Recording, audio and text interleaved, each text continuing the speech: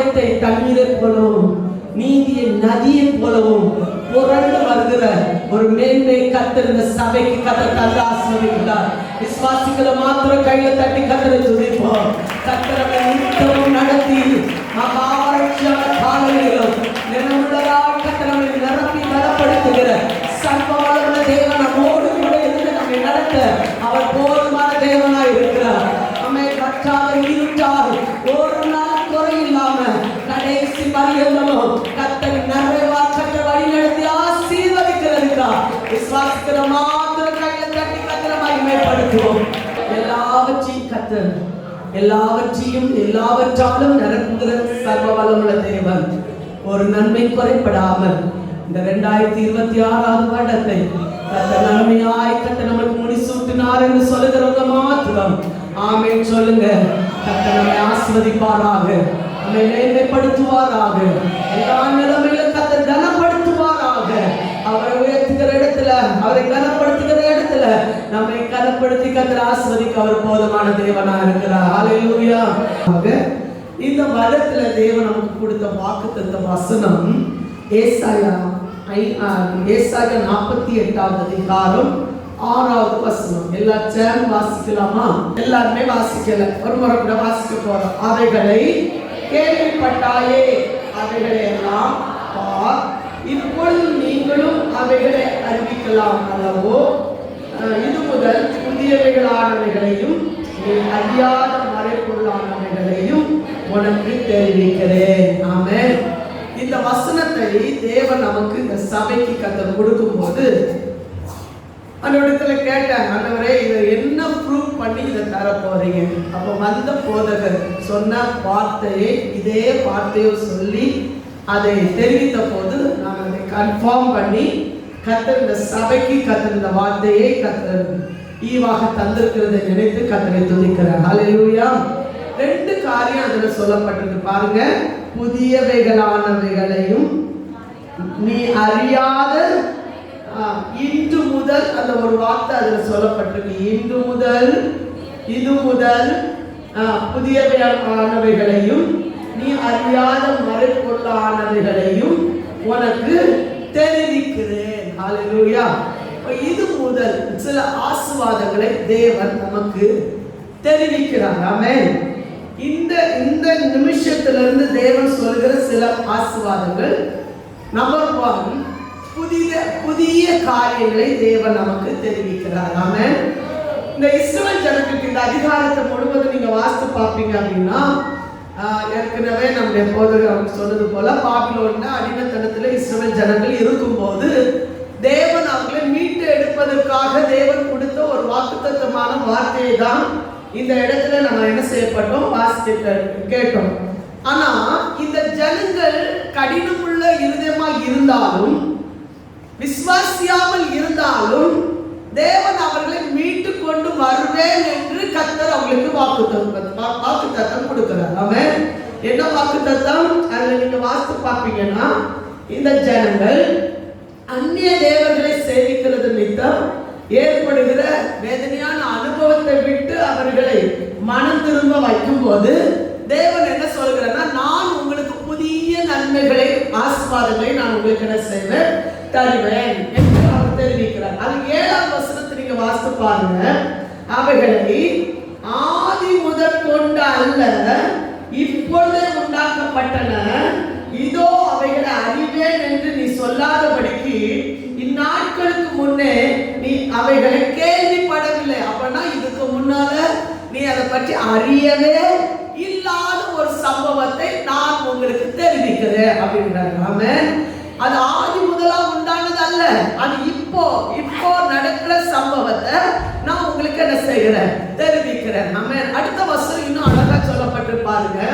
நீ கேள்விப்படவும் இல்லை, அறியவும் இல்லை, ஆதி முதல் செவி திறந்திருக்கவும் இல்லை, நீ துரோகம் பண்ணுவாய் என்பதையும் தாயின் கற்பத் தொடங்கி நீ மீறுகிறவன் என்று பெயர் பெற்றதையும் அறிந்திருக்கிறேன். அந்த வார்த்தை பார்த்தீங்களா? நீ மீறுவன் எனக்கு தெரியும், தாயின் கற்பத்திலிருந்தே நீ தப்பு செய்வன் எனக்கு தெரியும், ஆனாலும் உபத்திரவத்தின் குகையிலிருந்து நான் உன்னை தெரிந்து கொண்டேன் அப்படின்றாங்க. உபத்திரவத்தின் குகையிலிருந்து நான் உன்னை என்ன செய்தேன்? 10வது வசனம் என்ன சொல்லுது பாருங்க. இதோ உன்னை புடமிட்டேன், ஆனாலும் வெள்ளியை போல அல்ல, உபத்திரவத்தின் குகையிலிருந்து உன்னை நான் என்ன செய்தேன்? தெரிந்து கொண்டேன். ஆமென். அடுத்து 17, 18, 19 வசனத்தை எல்லாரும் சேர்ந்து வாசிக்கலாமா? இஸ்ரவேலின் பரிசுத்தராய் இருக்கிற ஒரு மீட்பரான கர்த்தர் சொல்கிறதாவது, பிரயோஜனமாய் இருக்கிறதை உனக்கு போதித்து நீ நடக்க வேண்டிய வழியிலே உன்னை நடத்துகிற ஒரு தேவனாகிய கர்த்தர் நானே. என் கற்பனைகளை கவனித்தாயானால் நலமாய் இருக்கும். அப்பொழுது உன் சமாதானம் நதியை போலவும் உன் நீதி சமுத்திரத்தின் அலைகளை போலவும் இருக்கும். அப்பொழுது உன் சந்ததி மணலத்தனையாகவும் உன் கற்ப பிறப்பு அதன் அணுக்களத்த அளவு அணையாகவும் இருக்கும். அப்பொழுது அதன் பேர் நம்மை விட்டு அற்று போகாமலும் அழிக்கப்படாமலும் இருக்கும். ஹல்லேலூயா. கர்த்தருடைய வார்த்தை நீ கவனித்தாயானால், ஆமென், கீழ்ப்படியாமையா இருக்கிற சூழ்நிலையிலும் கர்த்தருடைய வார்த்தைக்கு நீ முக்கியத்துவம் கொடுத்தால் நான் உன்னை ஆசீர்வதிப்பேன். ஆமென். புடமிட்டு உன்னை நான் தெரிந்தெடுத்திருக்கிறேன், உபத்திரவ குகையிலிருந்து நான் உன்னை தெரிந்தெடுத்திருக்கிறேன் அப்படின்னு சொல்ற தேவன் இந்த இடத்துல அவன் சொல்லும்போது சொல்றார், நான் உன்னை புதிதான ஆசீர்வாதத்துக்கு நேராக உன்னை என்ன செய்வேன்? வழி நடத்துவேன். ஆமென். இங்க இருந்து நாங்க ஒரு பார்வை நம்முடைய பின்னால ஒரு கேலண்டர் தொங்கிட்டு இருக்கு. அந்த கேலண்டர் 2025 வருடத்தினுடைய கேலண்டர். நான் அதை தூக்கிட்டு அவங்க முன்னால அந்த கேலண்டர் தூக்கி எரியணும்னு மனசுக்குள்ள நினைச்சிருந்தேன். ஏன் அப்படின்னா, நான் எரியாம போனாலும் இனி கொஞ்ச நேரத்துக்குள்ளால அது என்ன செய்யும்? தூக்கி அப்படி வீசப்பட்டு அடுத்து ஒரு புதிய கேலண்டர் அங்க தொங்கும். போன வருடத்துல அது புதுசா தொங்கிச்சு. இனி அந்த கேலண்டர் நமக்கு பிரயோஜனம் இல்லாத கேலண்டர். யாருமே வீட்டுல தொங்க விடவே மாட்டோம். இன்னைக்கு நீங்க பாருங்க, புதிய கேலண்டர் கொண்டு போகும்போது உங்களுக்கு பின்னால புது கேலண்டர் கரெக்டா உங்களுக்கு ஆயத்தமாக்கி வச்சிருக்காங்க. எல்லாம் ரெடியா இருக்குது. எல்லாரும் நீங்க கொண்டு போகும்போது முதல்ல செய்ய வேண்டிய வேலை, வீட்டில் இருக்கிற பழைய கேலண்டரை எடுத்து தூக்கி என்ன செய்ய போறோம்?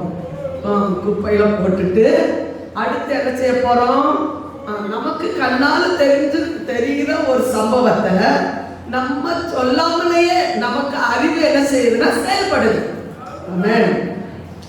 அப்போ நான் விசுவாசிக்கிறேன், 2025 வருஷத்துல நடந்த சம்பவத்தை தூக்கிட்டு இந்த 2026 வருஷத்துக்குள்ள வந்திருக்க மாட்டீங்கன்னு நான் விசுவாசிக்கிறேன்.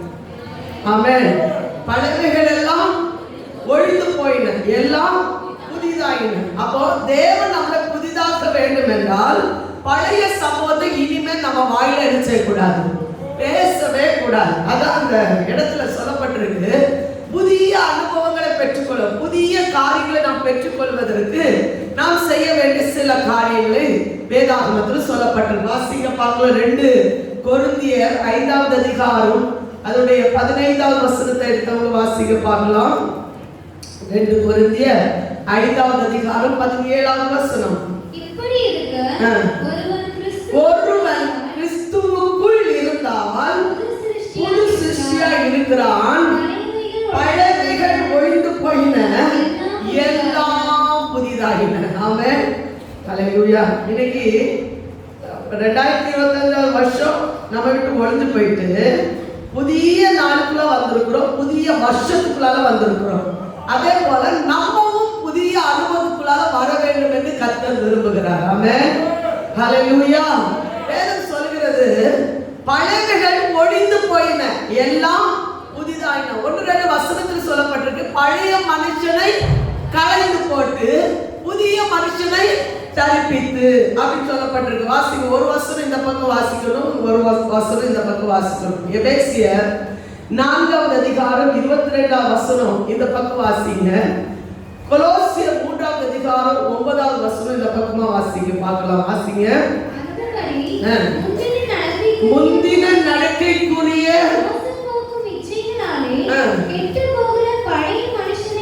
அப்போ பழைய அந்த வார்த்தையை சொல்லுங்க. பழைய மனுஷனுடைய வேலை என்ன?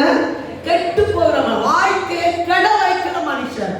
ஆமென். நல்ல முன்னேற்ற பாதையில கொண்டு வர விடாதபடி நம்மளை தடுத்து நிறுத்துகிற மனுஷன் தான் பழைய மனுஷனுடைய வேலை. ஆமென். அப்ப அந்த மனுஷனை களைந்து போட்டு நம்ம அதை தூக்கிட்டு நடக்கிறது தேவன் விரும்புகிற தேவனே அல்ல. எப்போதுமே ஆமென், நம்முடைய வாழ்க்கையில இருக்கிற மோசமான கிரியை, மாம்ச கிரியைகள் இதெல்லாம் அழித்து ஆவியில நிரம்புகிற ஒரு அனுபவத்துக்கு நேரம் எந்த ஒரு மனுஷன் கடந்து வர்றாங்களோ அவங்க தான் புதிதாக்கப்படுகிற ஒரு மனுஷன். ஆமென். புதிதான ஆவி உள்ளவர்கள், புதிதான ஞானம் உள்ளவர்கள், புதிய அபிஷேகம் உள்ளவர்கள். ஆமென். வேதத்துல சொல்லப்பட்ட வாசிங்க பார்க்கலாம். கொலோசியர் 3ஆம் அதிகாரம் 9வது வசனம் வாசிங்க பார்க்கலாம்.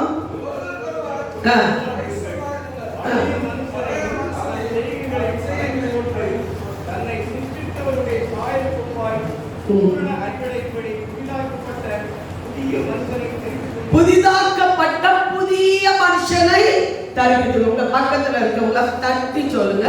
புதிதாக்கப்பட்ட புதிய மனுஷனை தரித்துக் கொள்ளுங்கள். ஆமென். என்ன சொன்னீங்க? புதிதாக்கப்பட்ட. அந்த வார்த்தை ஜீவனோட ஒரு கூட சொல்லாமா? புதிதாக்கப்பட்ட புதிய மனுஷனை தரித்துக் கொள்ளுங்கள். ஆமென். அப்ப இந்த தரித்துக் கொள்கிற ஒரு அனுபவம் தான் நமக்கு ஆசீர்வாதத்துக்கு நேரம் வழி நடத்தக்கூடிய அனுபவம். ஆமென். வேதத்துல வாசிக்கிறோம். ஏசாயா தீர்க்கதரிசன புஸ்தகம் 43ஆவது அதிகாரம் 18 21 வசனங்களை நீங்க வாசிக்கும் போது, முந்தினவைகளை யோசிக்காமல், பூர்வமானவை சிந்திக்காமல், நம்ம இனி நடக்க போகிற காரியங்களை நம்ம யோசித்தால் நம்முடைய வாழ்க்கையில் என்ன உண்டாகும்? புதிய அனுபவங்கள் உண்டாகும் என்று வேதத்தில் சொல்லப்பட்டிருக்கு. வாசிக்க பார்க்கலாம். முந்தினவைகளை, முந்தினவைகள்னா பழையவைகளை நினைக்க வேண்டாம்,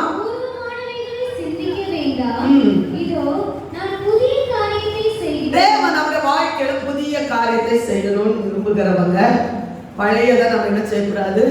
நினைக்கவே கூடாது. ஆமென். இருக்கீங்களா எல்லாரும்? ஆமென். உங்க முகத்தை பார்க்கும்போது டார்ச் லைட் எரிஞ்சா எப்படி நல்ல பவரா இருக்கீங்கன்னு உள்ளது எல்லாமே தெரியுது. ஆமென். நான் விசுவாசிக்கிறேன் இந்த வருஷத்துல பழைய காரியம் ஒன்றும் ஒட்டிக்கிட்டு என்ன செய்யாது, வரக்கூடாது. ஆமென். பழைய சுபாவம் நமக்குள்ளால வச்சக்கூடாது, இருக்கக்கூடாது. எப்போதுமே நம்ம நினைக்கணும். என் வாழ்க்கை நான் சொல்றேன், எப்போதுமே அதிகாலையில் எழுப்பும்போது நான் சொல்றேன், ஆண்டவரே இன்னைக்கு நான் என்ன செய்யணும், இப்போ நான் என்ன பண்ணணும், இந்த நாளுக்கு நான் என்ன செய்யணும், அதை செய்ய வேண்டிய கிருபை எனக்கு தாங்க. பழச நினைச்சேன், நேற்றுக்கிழத்துள்ள நான் நினைச்சிட்டு இருந்தேன்னா அழுதுதான் இருக்கணும். ஆனா இன்னைக்குள்ளதான் நான் நினைச்சா அழ வேண்டிய அவசியம் இல்லை. நாளைக்கு நினைச்சாலும் கஷ்டம், முந்தினதை நினைச்சாலும் கஷ்டம். இன்னைக்குள்ளதை மட்டும் நம்ம நினைச்சு வாழ்க்கை நடத்தினா நம்முடைய வாழ்க்கையில ஆசீர்வாதங்களுக்கு நேராக கர்த்தர் என்ன செய்வார், வழி நடத்துவார். எத்தனை பேர் விசுவாசிக்கிறீங்க?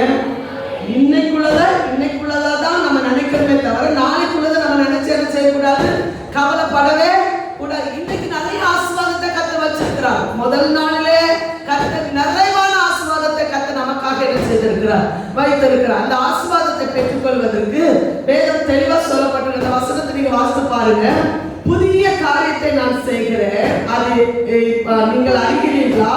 அது வனாந்திரத்தின் வழியையும் அவாந்திர வழியில ஆறுகளையும் உண்டாக்குவேன். நான் தெரிந்து கொண்ட என் ஜனத்தின் தாகத்தில் வனாந்திரத்துல தண்ணீரையும் அவாந்திர வழியில ஆறுகளையும் உண்டாக்குவதனால் காட்டு மிருகங்களும் வலுசப்புகளும் கோட்டான் குஞ்சுகளும் என்ன செய்யும், கனம் பண்ணுவோம். எல்லாரும் சேர்ந்து சொல்லுங்க, இந்த ஜனத்தை எனக்கு ஏற்படுத்தினேன், இவர்கள் என் துதியை. ஆமென். புதிய காரியத்தை தேவன் நம்ம வாழ்க்கையில் செய்யும்போது உலக மனுஷங்க நம்ம கனப்படுத்துவாங்க, உலக மனுஷங்க கர்த்தர் அறிந்து கொள்வார்கள்.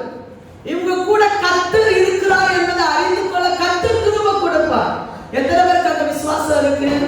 இன்னைக்கு நீங்க சொல்ல போறீங்க, நான் நேற்று தினத்துல நடந்த கஷ்டமான காரியத்தை நான் நினைச்சு கவலைப்படுறதை விட்டுட்டு இன்னைக்கு கர்த்தர் செய்ய போகிற புதிய அனுபவத்தை நான் பெற்றுக்கொள்ள விரும்புகிறேன்னு சொல்ற தேவனுடைய பிள்ளைகள் கையில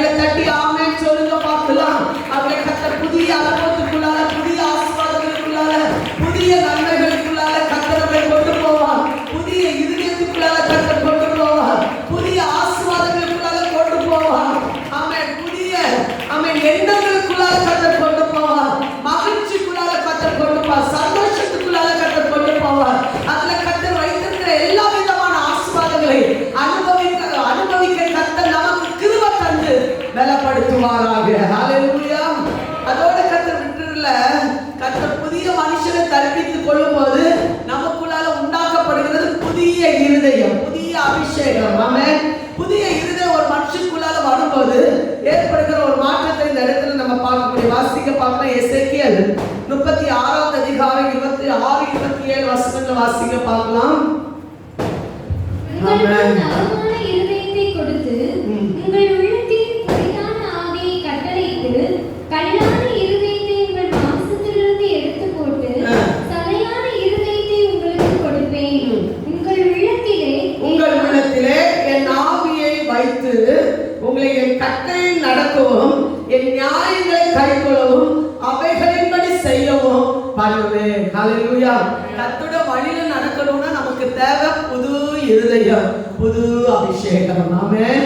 கல்லான நம்மளால செயல்படுத்த முடியாம இருக்கிற கல்லான இருதயத்தை எடுத்து போட்டு சதையான இருதயத்தை தேவன் நமக்கு என்ன செய்கிறாராம்? கொடுக்க. சொன்ன உடனே கீழ்ப்படியக்கூடிய ஒரு அபிஷேகம். ஆமென். சொன்ன உடனே செயல்படுத்தக்கூடிய ஒரு கிருபையை தேவன் தேவனுடைய பிள்ளைகளுக்குள்ளாக கர்த்தர் கொடுக்கிறார். எத்தனை பேர் அதை ஏற்றுக்கொள்றீங்க? ஹல்லேலூயா. புதிய இருதயம், புதிய ஆமென். பாருங்க, சங்கீதம் 103:5 சொல்லப்பட்டிருக்கு, கழுகுக்கு சமமான உன் வயது திரும்ப வாழ வயது போல ஆகிறது. ஆமென். இப்போ கழுகு காத்திருக்கிற அனுபவம் ரொம்ப விசேஷமானது. கழுகு 40 வயசு ஆகும்போது இறகுகள் எல்லாம் ரொம்ப வெயிட்டா இருக்கும். நீங்க இந்த சத்திரத்தை நீங்க வாசித்து பார்த்துருக்கீங்க. அது என்ன செய்யும்னா, ஒண்ணு சாகணும் முடிவெடுக்குமா, இல்லைன்னா வாழணும் முடிவெடுக்குமா. எத்தனாவது வயசுல? 40வது வயசுல. இந்த 40 வந்த உடனே சொல்லுவாங்க தெரியுமா, 40 ஆயிடுச்சு, கஷ்ட காலம் உண்டாயிட்டு அப்படின்பாங்க. 40 வயசுலயே பாட ஆரம்பிச்சுவாங்க. வயசாச்சுல அப்படின்பாங்க. அந்த வயசானவங்களுக்கும் வாழ முடியும், சாகவும் முடியும். ஆமென். இந்த கழுகு முடிவு எடுக்குமா? எப்படி முடிவு எடுக்கும்னா, ஒன்னில் வாழணும், இல்லைன்னா சாகணும்.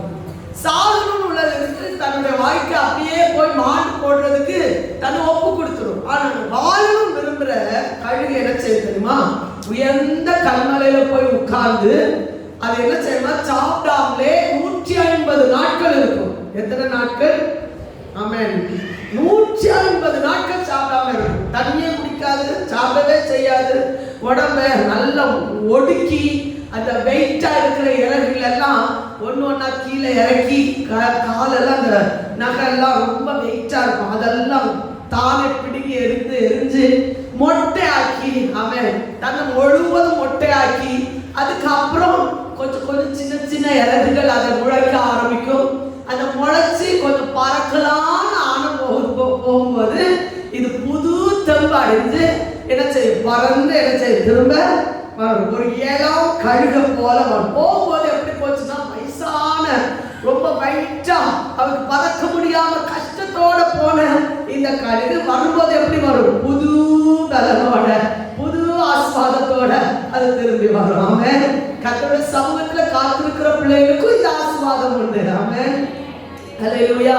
புது பலன். ஆமென். திரும்ப வாழ வயது போல திரும்புகிற ஒரு அனுபவம். ஏன் தெரியுமா, கர்த்தருக்காக நம்ம எல்லா காரியங்களும் விட்டு கொடுக்கும் போது உலக பிரகாரமான காரியங்களை குறித்து கவலைப்படாம ஆவிக்குரிய ஆசீர்வாதங்களை நாம் நினைத்து கர்த்தரை மகிமைப்படுத்தும் போது கர்த்தர் இந்த புது அனுபவத்துக்கு நேரா கர்த்தர் நம்மை வழி நடத்துவார். விசுவாசிக்கிற மாத்திரம் கையில தட்டி ஆமென் சொல்லுங்க பார்க்கலாம். எல்லாருக்கும் ஒரு புது அனுபவம். ஆமென். பேச்சுல ஒரு புது அனுபவம், செயல ஒரு புது அனுபவம், புதிய இருதயம், புதிய அபிஷேகம், புதிய வாழ்க்கை. நம்ம வாழ்கிற வாழ்க்கையை பார்த்து மற்றவங்க என்ன செய்யணும், ஆச்சரியப்படுற அளவுக்கு கர்த்தர் நம்ம வாழ்க்கை கர்த்தர் ஆசீர்வதிக்கணும். ஆமென். ஹல்லேலூயா. அதுல புதிய அனுபவத்தை பெற்றுக்கொள்ளணும்னா பழையவைகளை நம்ம என்ன செய்யணும், மறந்துதான் ஆகணும், விட்டுதான் ஆகணும். ஆமென். அடுத்த நாட்களை குறித்து நம்ம கவலைப்படவே கூடாது. கர்த்தர் தந்திருக்கிற நாட்களில் அதை அனுபவிக்கும் போது கர்த்தர் நிச்சயமா புதிய ஆசீர்வாதத்துக்கு நேரம் கர்த்தர் நம்ம என்ன செய்வார், வழி நடத்துவார். இரண்டாவது அதுல சொல்லப்பட்டிருக்கு, வாஸ்து பாருங்க, வாசிங்க. நீ அறியாத மறைபொருளானவைகளை உனக்கு நான் என்ன செய்வேன், தெரிவிப்பேன். எத்தனாவது வசனம்? ஏசாயா 48வது அதிகாரம் 6வது வசனத்தினுடைய பின்பாகு. ஒருவர் வாசிக்க பார்க்கலாம்.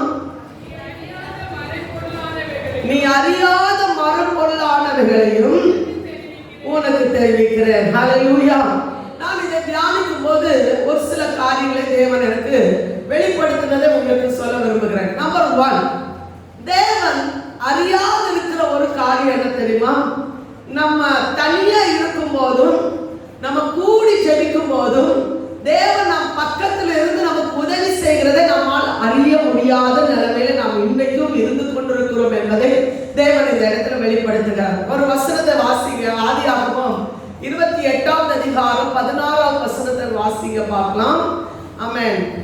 பெத்தேல் யாக்கோபுக்கு தேவன் தரிசனமான போது அவன் சொல்கிறான், இது ஒரு காட்டு பகுதி தான், யாரும் இல்லதான், ஆனா தேவன் இந்த இடத்துல இருக்கிறார் என்பதை நான் அறியாதிருந்தேன். ஆமென். தனியா இருக்கிற நேரத்திலும் யார் உதவியே இல்லாத சூழ்நிலையிலும் கர்த்தர் நம் கூட இருக்கிறார் என்பதை இந்த இடத்துல அது வெளிப்படுத்தப்படுகிறதை நம்ம அறிந்து கொள்ள முடியும். வாசிக்க பார்க்கலாம். 28:16.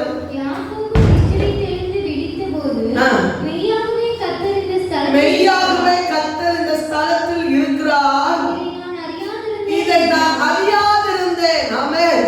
அறியாத ஒரு ஆசீர்வாதத்தின் தன்மை என்னன்னா, நாம் தனியே இருக்கும்போது, ஆதரவற்று இருக்கும்போது, கண்ணீர் விடும்போது, ஆமென், யாருக்கு உதவி இல்லாத நேரத்துல, ஆமென், யார் ஆதரவற்று நம்ம இருக்கிற சூழ்நிலையில தேவன் நம் கூட இருந்து உதவி செய்கிறார் என்ற ஒரு நினைவு, ஆமென், ஒரு மனுஷனுக்கு அறியாமல் இருக்கும் வரையிலும், ஆமென், வேதனையான ஒரு அனுபவம் தான். ஆமென். அவன் தனியா அந்த கல்லை எடுத்து படுத்திருக்கும் போது அவன் என்ன நினைச்சான்னா, எல்லாம் போயிடுச்சு, என் வாழ்க்கை முழுவதும் அழிந்து போயிடுச்சு அப்படிதான் நினைச்சான். ஆனா கர்த்தர் அந்த இடத்துல இருக்கிறார் என்பதை நான் அறியாதிருந்தேன். ஆமென். ஒரு ஏணி மேல இருந்து கீழே வர, ஆமென், தேவதூதர்கள் ஏறுகிறது இறங்குறதை அவன் பார்த்த போது இந்த இடம் எவ்வளவு பயங்கரமா இருக்குது என்பதை அவன் தரிசிக்க கர்த்தர் கிருபை கொடுத்தார். ஆமென். ஜெபிக்கிற இடத்துல கர்த்தருடைய ஆவியானவர் நம்ம மத்தியில கிரியை செய்கிறார். தேவதூதர்கள் மேல ஏறுறது இறங்குறதை நம்மளால என்ன செய்ய முடியும்? தரிசிக்க முடியும். விசுவாசிக்கிற மாத்திரம் ஒரு ஆமென் சொல்லுங்க பார்க்கலாம். அவன் ஜெபிக்கிற பிள்ளைகளுக்கு, துதிக்கிற பிள்ளைகளுக்கு தனியா இருந்தாலும் கர்த்தர் அவர் கூட இருந்து உதவி செய்ய தேவன் போதுமானவர். ஆமென். இரண்டாவது ரொம்ப முக்கியமான ஒரு பகுதி அதுல சொல்லப்பட்டிருக்கு. ஆதியாகம புஸ்தகம் 42வது அதிகாரம் 7வது வசனத்துல யோசேப்புடைய வாழ்க்கையில தேவன் செய்த காரியத்தை சகோதரர்களால் அறிந்து கொள்ள முடியல, அவருடைய தகப்பனாரால் அறிந்து கொள்ள முடியாத ஒரு அனுபவத்தை நாம் அந்த இடத்துல நம்ம பார்க்க முடியும். வாசிக்க பார்க்கலாம். 42வது அதிகாரம் 7வது வசனம். யோசேப்பு அவர்களை பார்த்து தன் சகோதரர் என்று அறிந்து கொண்டார். அறிந்தும் அறியாதவன் போல கடினமாய் அவர்களோடு பேசி, நீங்கள் எங்கிருந்து வந்தீர்கள் என்று கேட்டான். அதற்கு அவர்கள், கானான் தேசத்திலிருந்து தானியம் கொள்ள வந்தோம் என்றார். கொஞ்சம் கவனிக்கிறீங்களா? யோசேப்பு தள்ளுன ஒரு காலம் இருந்துச்சு. யோசேப்பு சகோதரர்களை விளையாட்டு காட்டின ஒரு காலமும் இருந்துச்சு. ஆமென். இந்த சம்பவத்தை நான் தியானிச்சுட்டு இருக்கும்போது கர்த்தர் என்ன விசேஷமா அபிஷேகித்தார். நான் நினைக்கிறேன் இந்த இடத்துல இந்த வசனத்தை நான் சொல்லிட்டு இருக்கும்போது உங்களையும் இந்த சபையை கர்த்தர் அபிஷேகிப்பார் என்பதுல சந்தேகமே இல்லை. ஆமென். சத்தமா ஒரு ஆமென் சொல்லுங்க பார்க்கலாம். ஹல்லேலூயா. யோசேப்பு அவன் தனித்தனியாக எகிப்துக்கு கடந்து சென்றான். அவனுடைய வாழ்க்கையில் உருவாக்கப்பட்ட பின்பு அவனுக்கு நடந்த ஒரு சம்பவத்தை தான் இந்த இடத்துல நம்ம வாசிக்க முடிஞ்சிச்சு. ஆமென். தேவன் அதே எகிப்துல கர்த்தர் அவனை உயர்த்தின போது சகோதரர்கள் அவனை தேடி வர்றாங்க. கொஞ்சம் கவனிக்கிறீங்களா? சகோதரர் அவனை தேடி வரும்போது சகோதரனை அடையாளம் கண்டுகொண்டான். ஆனா யோசேப்பு அவங்களால என்ன செய்ய முடியல, அடையாளம் கண்டுகொள்ள முடியல. அந்த அளவுக்கு கர்த்தர் யோசேப்பை கர்த்தர் என்ன செய்திருந்தா, உயர்த்தி வைத்திருந்தார். இவர் அடையாளம் கண்டுகொண்டோன்னு தான் யோசேப்பு என்பதை முதல்ல அவன் என்ன செய்யல, வெளிப்படுத்தல. யோசேப்பு என்பதை அவன் என்ன செய்யல, முதல்லயே அறிவிக்கல. அவன் என்ன செய்யலாம் தெரியுமா? முதல்லயே அவன் செய்த காரியம், சிமியோனை என்ன செய்யறான், சிறையில கொண்டு போட்டுட்டு நீங்க போங்க, போயிட்டு வாங்க அப்படின்னு சொல்லிட்டு அனுப்பி பென்யமீனை கூட்டிட்டு வர வைக்கலாம். கவனிக்கிறீங்களா? பென்யமீனை விடுறதுக்கு அப்பாவுக்கு என்ன இல்லை, கொஞ்சம் கூட மனசு இல்லை. ஏன் விடல அப்படின்னா, ஏற்கனவே தான் ரொம்ப நேசித்த மகன் தான் யோசேப்பு. அவனே நான் இழந்து போனேன், பென்யமீனை நான் இழக்கிறதுக்கு எனக்கு மனசு இல்லை. அதனால நான் பென்யமீனை விடவே மாட்டேன்னு சொல்ற சூழ்நிலையிலும் அவங்க சொன்ன ஒரு வார்த்தை, நாங்க கேரண்டி கொடுக்குறோம், நம்ம போய் கூட்டிட்டு வந்துட்டு திரும்ப என்ன செய்யறோம், கொண்டு வர்றோம். இப்ப பென்யமீனை கூட்டிட்டு போற போகுதுதான் என்ன நடக்குது அப்படின்னா, இந்த ரத்த பாசம் சொல்லுவாங்க தெரியுமா, ரத்த பாசம். இந்த ஒண்ணுக்கு ஒண்ணு இந்த ரத்தம் ஒண்ணுக்கு ஒண்ணு சேரும்போது கொஞ்சம் ஒரு ரிலேஷன் அப்படி ஈர்க்கும். இந்த பென்யமீனை பார்த்த உடனே இந்த யோசேப்புக்கு என்ன வந்துச்சுன்னா, கண்ணீரா வருது, அழுகையா வருது. சின்னதுல விளையாடிட்டு இருந்தோமே, இந்த பென்யமீனை விட்டுட்டு வந்துட்டோமே, இந்த பென்யமீன் இவ்வளவு வளர்ந்துருக்கிறாரே, இப்ப பார்க்க அழகா இருக்கானே, அம்மா மாதிரி இருக்கிறாரு. ஆமென். அப்படியெல்லாம் பார்த்துட்டு கொஞ்சம் அட்டைக்கிட்டு அப்படியெல்லாம் பண்ணிட்டு அப்படி அவங்கள்ட்ட ஒரு வித்தியாசமெல்லாம் காட்டிட்டு என்ன செய்துட்டாரு தெரியுமா, அவர் செய்த ஒரு தந்திரமான ஒரு காரியம். பென்யமீனுடைய சாக்குல எல்லாத்தையும் அவருடைய பாத்திரத்தையும் வச்சுட்டு அனுப்பி விட்டார். போற வழியில திரும்ப ஆட்களை அனுப்பி, என்ன செய்து போறீங்க, இங்க உள்ளதெல்லாம் திரும்பிட்டு போறீங்களா அப்படின்னு சொல்லிட்டு திரும்ப வர வச்சு, அவங்க ஏற்கனவே பயந்து நடுங்கி போயிருக்காங்க, இன்னும் பயமுறுத்துற அளவுக்கு யோசேப்பு நடந்து கொண்டாங்க. இருக்கீங்களா? ஆமென். அறியாம இருக்க வரையிலும் சில காரியங்கள் நம்முடைய வாழ்க்கையில என்னன்னு நமக்கு தெரியாது. ஆமென். யோசேப்பு என்ன செய்தா தெரியுமா, வந்து யோசேப்பு அந்த பென்யமீனை திரும்ப பார்த்து எல்லாரும் சுத்தி இருக்கும் போது அவன் செய்த ஒரு காரியத்தை அந்த இடத்துல சொல்லப்பட்ட 23ஆம் வசனம் வாசிங்க பார்க்கலாம். 42வது அதிகாரம் 23ஆம் வசனம். யோசேப்பு துபாசியை கொண்டு அவர்களிடத்தில் பேசினபடியால் தாங்கள் சொன்னது அவனுக்கு தெரியும் என்று அறியாதிருந்தார். 44வது அதிகாரம் 20ஆம் வசனம் வாசித்து பாருங்க. 44வது அதிகாரம் 20ஆம் வசனம். இதுல கொஞ்சம் கவனமா கவனிக்கணும். தகப்பனாரும் சகோதரர்களும் அவனுக்கு முன்பாக அவன் இறந்து விட்டான் என்று சொல்லுகிற அந்த செய்தி அவன் காதால கேட்கும் போது அவனுக்கு எந்த சூழ்நிலையில் அவன் இருந்திருப்பான் என்று நாம் நினைத்து பார்க்கணும். ஆமென். இந்த வசனத்தை நீங்க வாசித்து பாருங்க.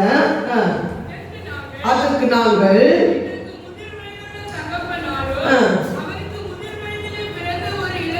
உண்டு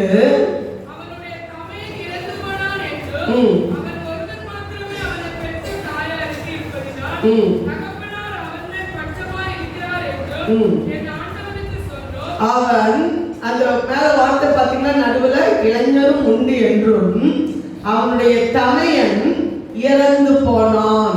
ஆமென். என்ன யோசேப்பு என்ன செய்தான், இறந்து. யாருக்கு முன்னால சொல்றாங்க இந்த வார்த்தைய? யோசேப்புக்கு முன்னாலேயே யோசேப்பு இறந்து போனான்னு சொல்றாங்க. அப்ப யோசேப்பு என்ன நினைச்சிருப்பாரு? ஆமென். யோசேப்புக்கு முன்னாலேயே யோசேப்பை பத்தி என்ன சொல்றாங்க? அவருடைய தமையன் இறந்து போனான் அப்படின்னு ஒரு வார்த்தை சொல்றாங்க. இப்ப நம்ம முன்னால நான் தான் இருக்கேன்னு வச்சுருங்களேன், எனக்கு முன்னால ஒருத்தர் வந்து சொல்றேன் ஷீபா இறந்து போனான் அப்படின்னு சொன்னா எனக்கு எப்படி இருக்கும்? இருக்கும் மனசுல இருக்கும், உயிரோட வச்சுட்டு உயிரோட கொல்லுக்காங்களே அப்படின்னு நான் நினைக்கிறேன். அப்படிதான் யோசிப்பு நினைச்சேன். அவருடைய தகப்பனார் சகோதரர்கள் என்ன சொன்னாங்க பாருங்க, வாசிங்க. 45வது அதிகாரம் 1லிருந்து உள்ள வசனத்தை வாசிக்க பார்க்கலாம். அப்பொழுது யோசேப்பு தான் அருகே நின்ற எல்லாருக்கும் முன்பாக தன்னை அடக்கிக் கொண்டிருந்த அதுக்கு முந்தின வசனத்தை வாசிங்க.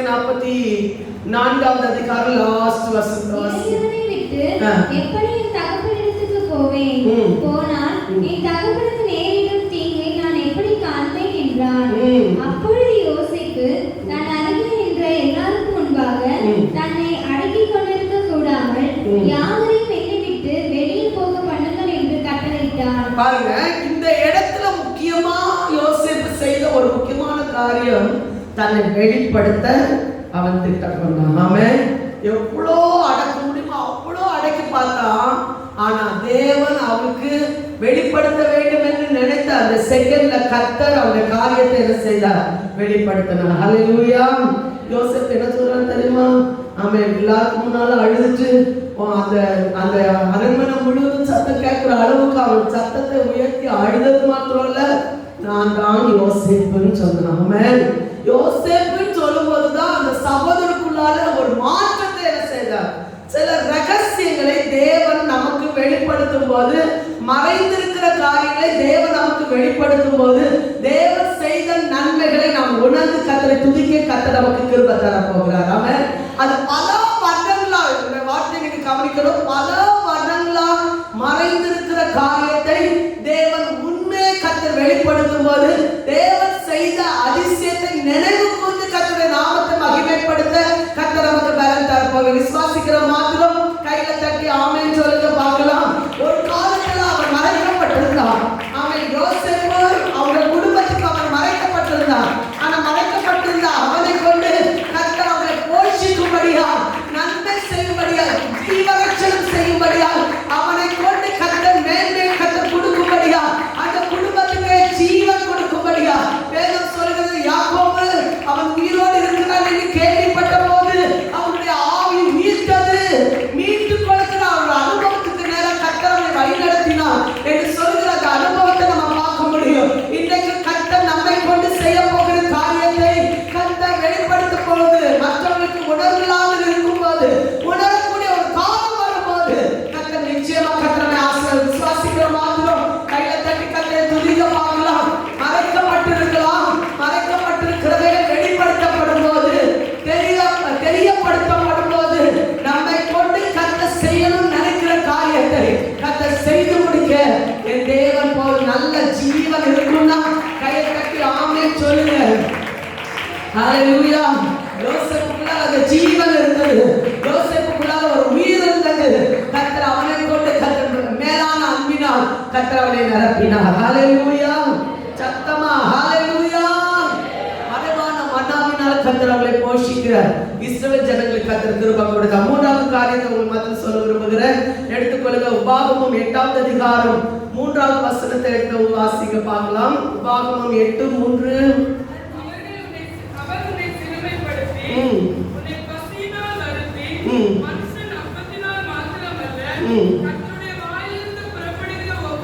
கர்த்தருடைய வாயிலிருந்து புறப்படுகிற ஒவ்வொரு வார்த்தையினாலும் பிழைப்பான் என்பதை உனக்கு உணர்த்தும்படிக்கு அறியாதிருந்த மன்னாவினால் உன்னை போஷித்தார். ஹல்லேலூயா. பிதாக்கள் அறியல, ஆனா உனக்கு அறிய ஒரு பாக்கியத்தை கர்த்தர் தருகிறார். ஆமென். இன்னும் அந்த வசனம் ஒரு அழகா சொல்லப்பட்டிருக்கு.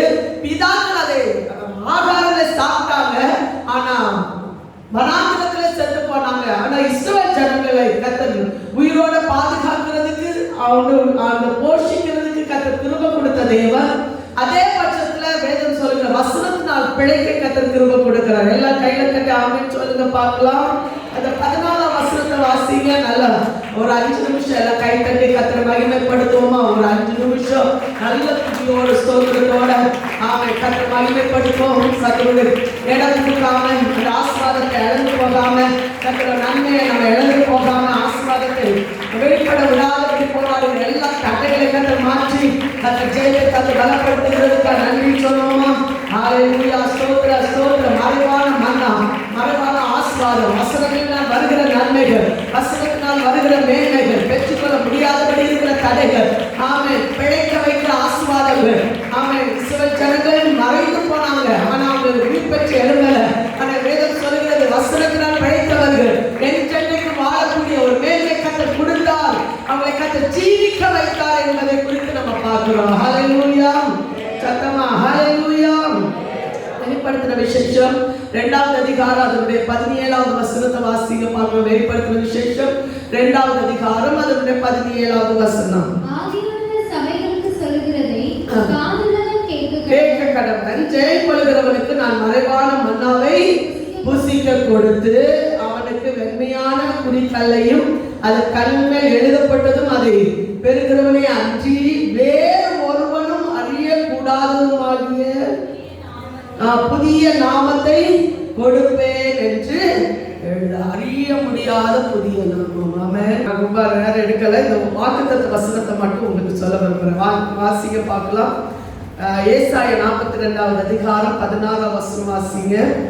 ஏசாயா 42வது அதிகாரம் 16ஆம் வசனம். அவர்கள் அறியாத வழியிலே நடத்தி அவர்களுக்கு தெரியாத பாதைகளில் அவர்களை அழைத்து கொண்டு வந்து அவர்களுக்கு முன்பாக இருளை வெளிச்சமும் கோணலையும் செவ்வையுமாக்குவேன்.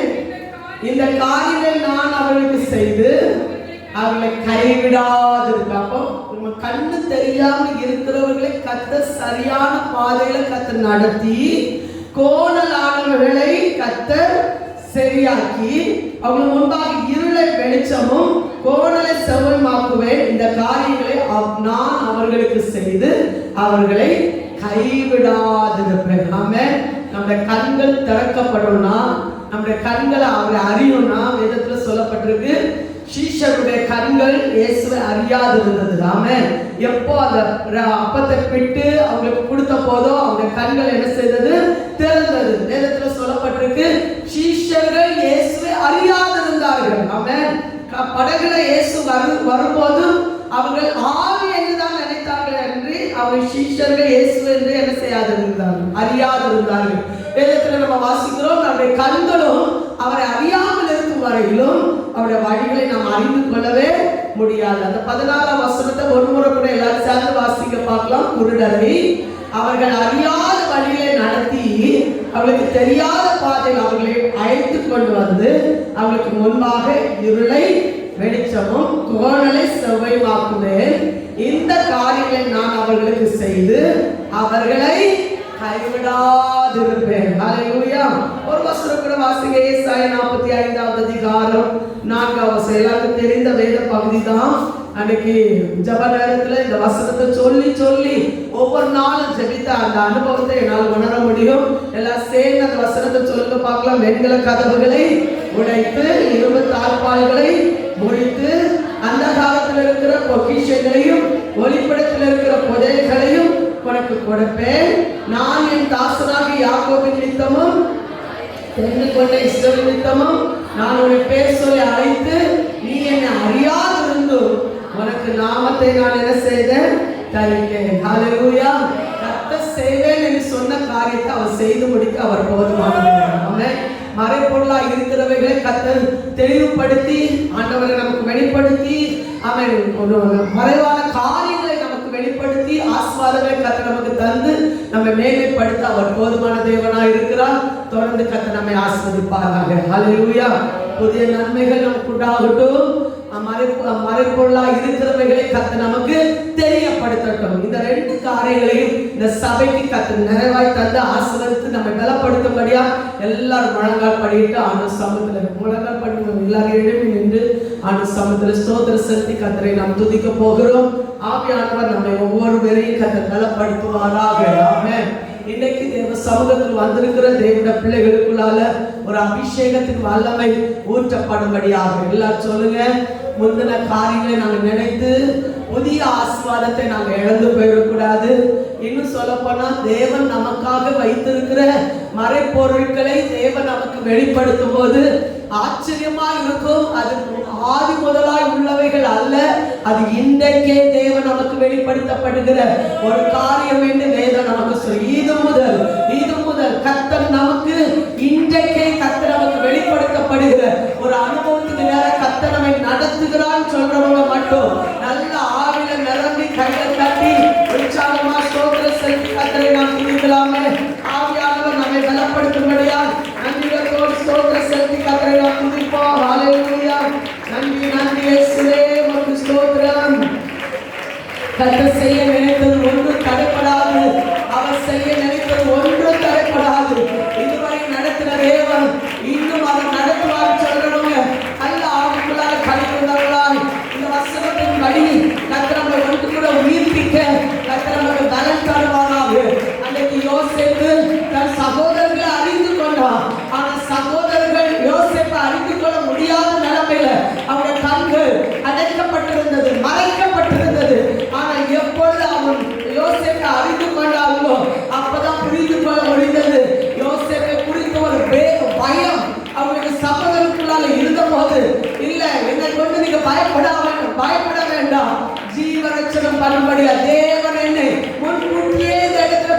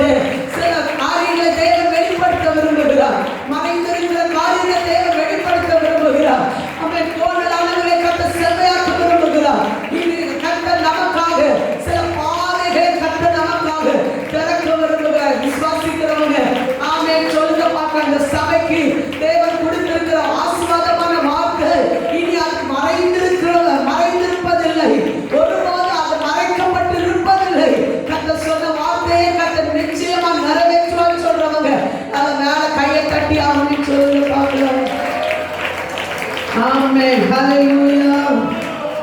இவதானா ஹalleluya. இயேசுவே உமக்கு நன்றி சொல்லுங்க பார்க்கலாம். தேவரீ தேவரீ சகலமும் செய்ய வல்லவர். சொல்லுங்க பார்க்கலாம். தேவரீ சகலமும் செய்ய வல்லவர். நீ நினைத்தது தடைபடாதையா. நீ நினைத்தது தடைபடாதையா. எல்லாம் சேர்ந்து சொல்லுமா. நீ நினைத்தது தடைபடாதையா. நீ நினைத்தது தடைபடாதையா. இருளை வெளிச்சமாக்குவி. என் விளக்கை ஏற்றிட செவி. என் விளக்கை ஏற்றிட செவி. இருளை எல்லா விசுவாசத்தோட அந்த வார்த்தை சொல்லுவோமா.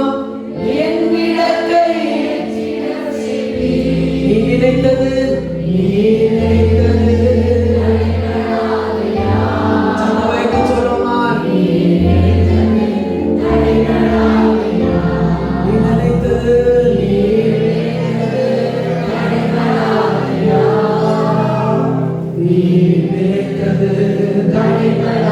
சகலமும் அதன் காலத்தில் நேர்த்தியாய் செய்து முடித்து. இன்னும் சத்தத்தை உயர்த்தி பாடலாமா. சகலமும் நேர்த்தியாய் நீ நினைத்தது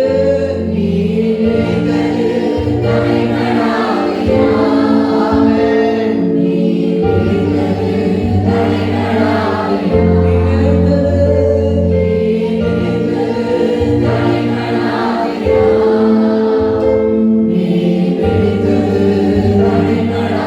வெண்கல கதவை உடைத்தி.